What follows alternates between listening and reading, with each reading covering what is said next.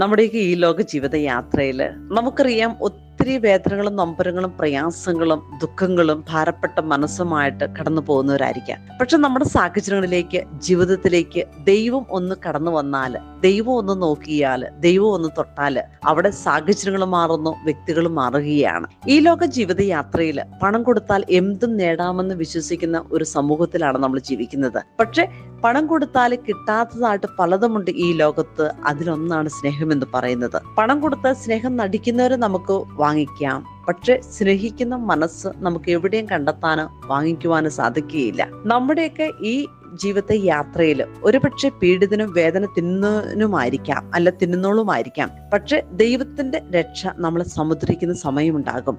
ആ സമയത്ത് നമുക്ക് പറയാൻ സാധിക്കണം, ദൈവമേ, അങ്ങയുടെ നാമത്തെ ഞാൻ പാടി സ്തുതിക്കും, കൃതജ്ഞതാ സ്തോത്രത്തോടെ ഞാൻ അവിടുത്തെ നാമം പ്രകീർത്തിക്കുമെന്ന്.